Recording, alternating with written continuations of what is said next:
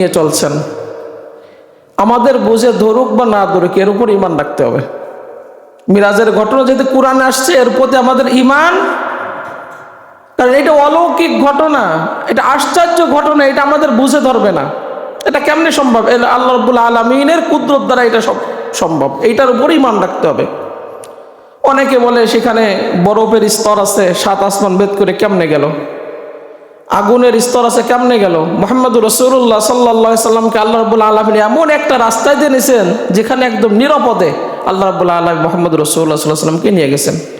তাছাড়া বুরাকের এতটা গতি ছিল, আমরা দেখি যদি একটু আগুনে আমাদের আগুন জ্বালাই, কোথাও একটা মোম জ্বালাই, ওই মোমের আগুনে আমাদের আগুনের মধ্যে যদি দ্রুত আমরা এই আঙ্গুল সঞ্চালন করি, মানে দ্রুত নিয়ে আগুন স্পর্শ করে তাপ, কারণ এত দ্রুত নিয়েছি, হিট দেওয়ার সময় পাই নাই।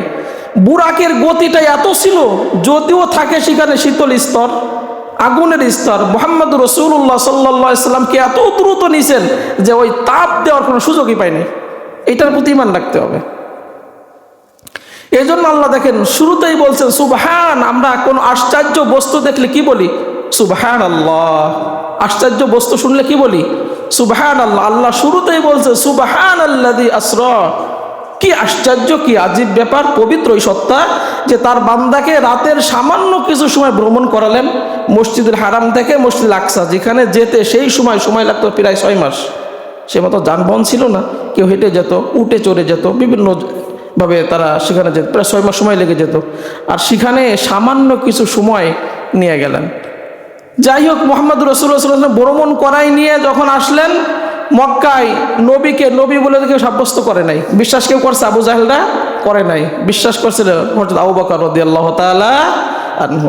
আবু জাহেলের খাসলাত অনুযায়ী প্রতিদিন সকালবেলা মুহাম্মদুর রাসূলুল্লাহ সাল্লাল্লাহু আলাইহি ওয়াসাল্লাম খুশা দিত যে তুমি যে নবী দাবি করো, নিত্য নতুন কথা শোনাও, আজকে কোনো সংবাদ আছে কি? ফজরের পরে মুহাম্মদুর রাসূলুল্লাহ সাল্লাল্লাহু আলাইহি সাল্লাম বলেন, আছে আজকে আশ্চর্যজনক ঘটনা।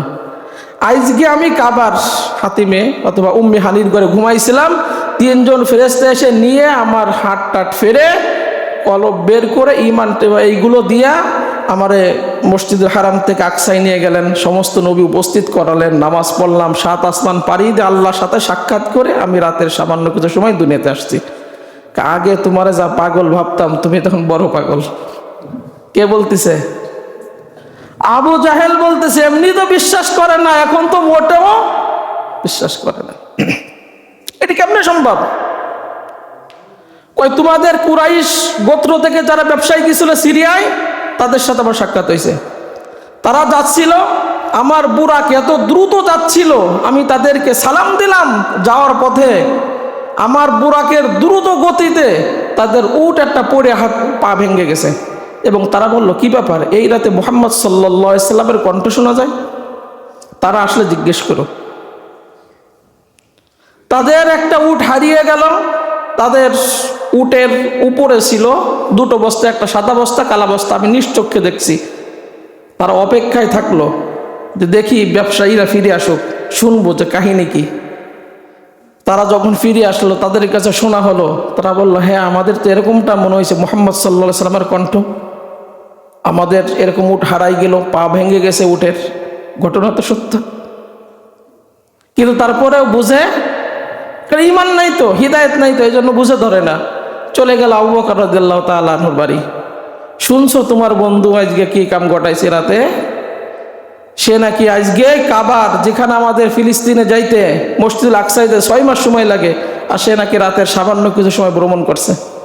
সেখানে নবীরা উপস্থিত হয়েছে, 7 আসমান পাড়ি দিয়ে আল্লাহর সাথে সাক্ষাৎ করে 50 থেকে 5 ওয়াক্ত নামাজ নিয়ে আসছে। সূরা বাকারা শেষ 2টা আয়াত নিয়ে আসছে।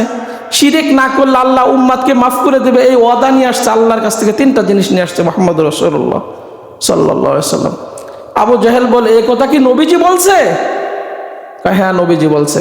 আবু বকর চলে আসলেন নবীর কাছে, বলতেছেন, ইয়া রাসূলুল্লাহ সাল্লাল্লাহু আলাইহি সাল্লাম, আপনি যা আবু জাহেলকে বলছেন ঠিকই কি আপনি ওই কথা বলছেন?